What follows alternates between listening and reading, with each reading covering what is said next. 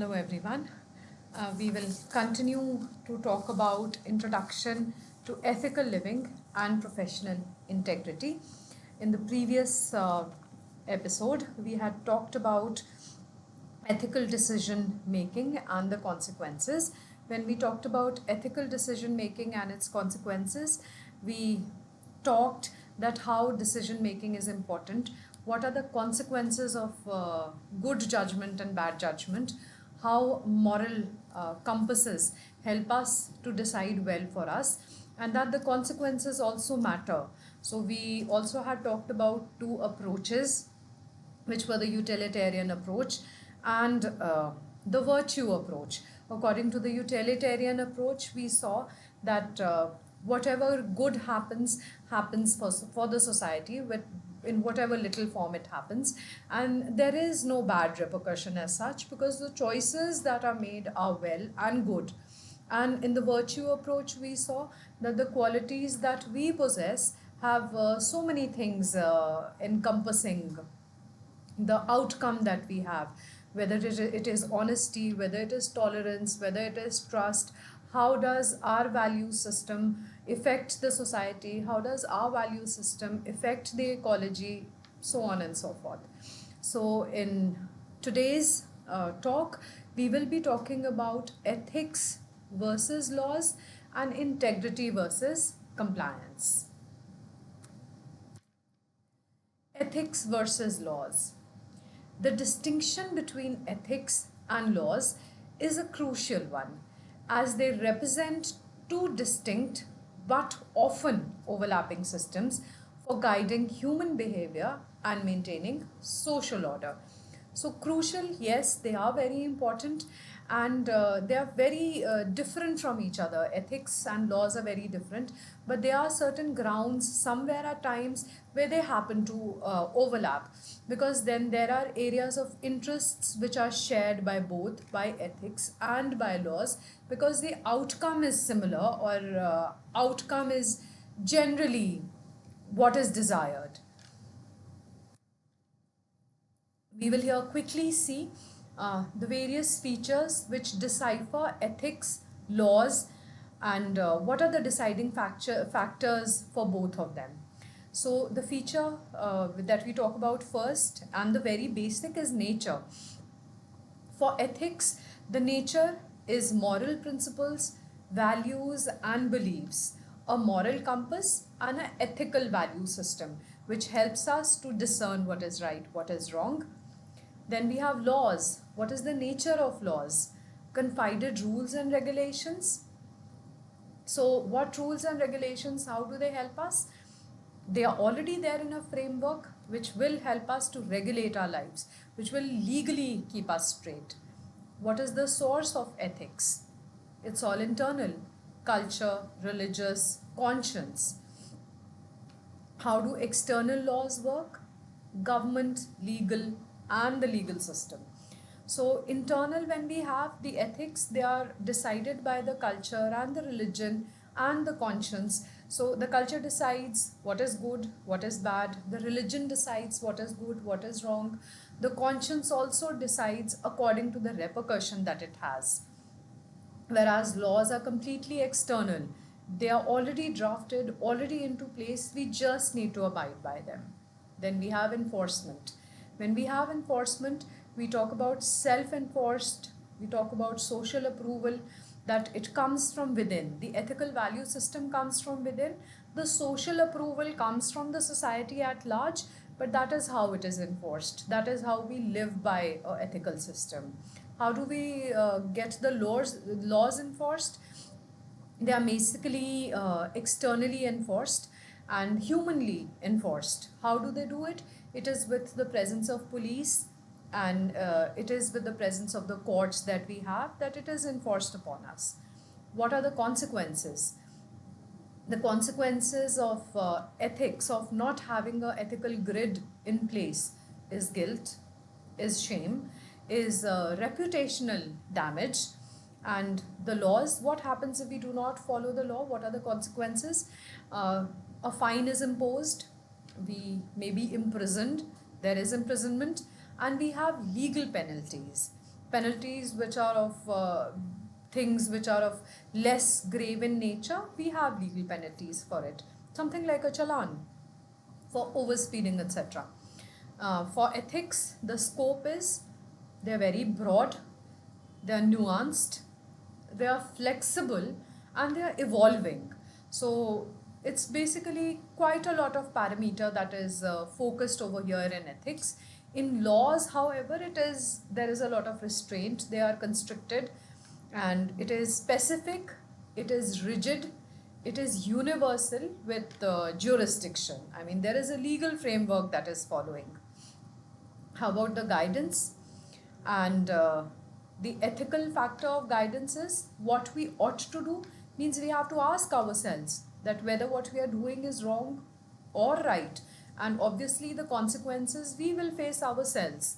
There is no one else who will face the consequences of a wrong ethical choice that we made or a wrong moral compass that we used. It is us. Laws, what we must or mustn't do. Laws are very, very clear, they are transparent, and it does say that we just talked about. It does say that there are fines, there are imprisonments, there are legal penalties. So anything that goes negative against us, it does have a then and there repercussion. We can't escape it. What is the relationship between ethic and laws? Overlapping. How does it overlap? How does it comprehend? Many laws are based on ethical principles. For example, laws against murder, theft, and fraud reflect widely accepted ethical norms against harming others or taking their property. So, what overlaps basically are the principles that, what ethics we have and what the law says against all that we are trying to do.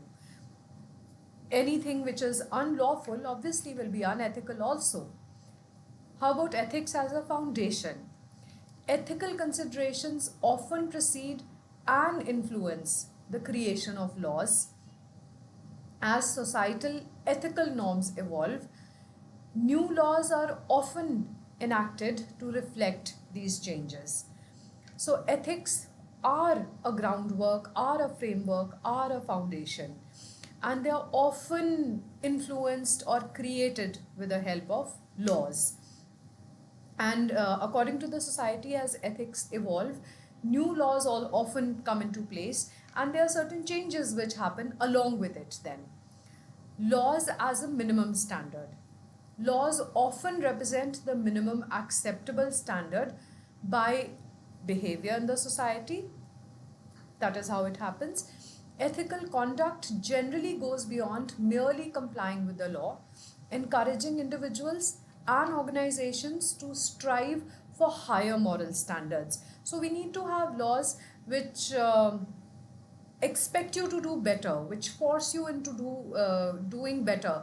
By complying with it, it encourages individuals to remain into place, with organizations to remain into place. What are the examples that we have of ethics and law? Examples of ethics in action, let's see. So if we have a scenario, a doctor takes an oath to do no harm and uphold patient confidentiality. This is a core ethical principle of the medicine profession. What is the ethic? The principle of patient confidentiality is an ethical standard. It's there. It dedicates the patient information should be kept private. A doctor cannot divulge into sharing a patient's personal information unless if a consent has been taken with the relative or with anyone else. It has to be kept confidential and not made public. How about example of integrity in action? Now the scenario is a doctor receives a call from a patient's employer requesting information about the patient's medical condition. The doctor knows that revealing this information could compromise the patient's job, but also knows it would make the employer happy. So it is a two-way process here. Now here you have to actually use discernment into deciding what you are going to do. As a doctor, what he is supposed to do. So integrity. The doctor, despite the pressure, refuses to disclose the information, citing patient confidentiality. He says that the information is confidential and he doesn't give in to the pressure. This demonstrates integrity because they are consistently upholding the ethical principle.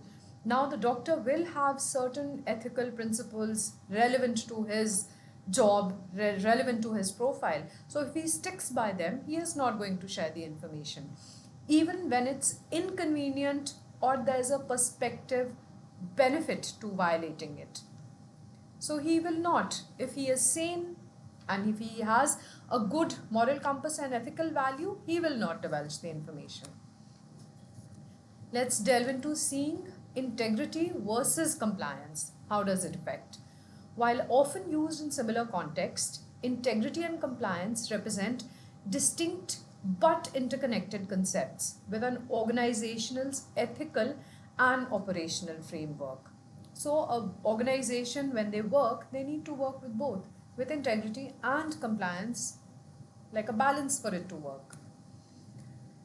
Let's quickly take a look into the features of both compliance and integrity alongside.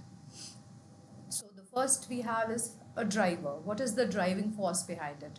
So for compliance, the driving force are external rules, law and regulations. So there are external rules which are made, which are statutory for us or for the place to follow. How about integrity? They are internal moral compass, values and ethics. So here if we see, there is a little reversal. Then we have the focus. What compliance focuses in? It focuses on avoiding penalties, meeting minimums. So avoiding penalties, that nothing wrong should happen and no penalty should be imposed. How about integrity? Doing what is right and building trust. So whatever is rightful has to happen and then trustworthiness has to be there. How about the nature? The compliance works on reactive and check boxing. Check boxing can only happen if we have a platform already, a framework already. So it is with that basic benchmark that a checkbox can happen. Whereas integrity, it is proactive, happens on its own. It's intrinsic, means it is very delicate, intertwined, and it is cultural. Cultural is, it is based on your culture or influenced by your culture. Then we have motivation. What is the driving force? For compliance, fear of consequences. Fear of consequences would mean what the repercussion is going to be is basically fear of consequences. How about integrity? What motivates integrity? Desire to be ethical, responsible, and trustworthy. It is all basically an internal moral compass as we saw it in the driver. So it has to be ethical, responsible, trustworthy for that particular individual, not the world at large. Then we talk about scope. Scope of compliance. Very often it happens, everyday process. Specific because it is a framework. Clearly defined actions because there are repercussions, there are consequences. Integrity because it is a very large perspective. It's very, very broad. There are guiding principles and it is for all actions. Whatever you send out comes back to you. And the last is question. How do you question it? In the compliance, can we do this? Because it is a yes and a no clearly. There is no maybe. Integrity, shall we do this? Means you can choose in between two and the deciding factor is you and the consequences bearer also will be you. Now let's quickly see the relationship. While distinct, integrity and compliance are ideally complementary, complementing each other, overlapping each other. Integrity informs compliance. If you have sufficient amount of integrity, you will be in compliance. A strong culture of integrity can make compliance efforts more effective because employees are inherently motivated to act ethically, reducing the likelihood of intentional violation. If you have your moral compass in place, you will be compliant. You will not fall out of line Falling out of line will attract consequences which you will not want. Negative consequences nobody wants. Compliance supports integrity. Compliance programs provide the framework and guidelines that help an organization operationalize its ethical commitments and ensure that integrity is consistently practiced. So, compliance supports integrity. If you know that you have rules, you have standard guidelines to operate on, your moral compass works into the correct direction. So, let's quickly see scenarios of integrity and compliance. The first scenario that we talk about is product quality and safety. So, the compliance aspect first. A toy manufacturer is subject to safety regulations regarding the materials and small parts used in toys for children. So, a toy manufacturer has small parts of toys which they are assembled for smaller children. What is the compliance action? The manufacturer ensures all toys undergo rigorous testing to meet national and international safety standards, obtain all necessary certifications and labels. Now that is the compliance process, paperwork. Outcome, if only complaint. The toys are legally safe to sell and the company avoids recalls or lawsuits based on regulatory violations. So that is how an outcome will be if we are compliant. Now let's look at the integrity aspect. During internal non-mandatory stress testing, the toy manufacturer discovers a potential very low possibility risk. Integrity action, what it should be? The company decides to halt production, redesign the toy and issue a voluntary recall of existing stock. Outcome with integrity is what?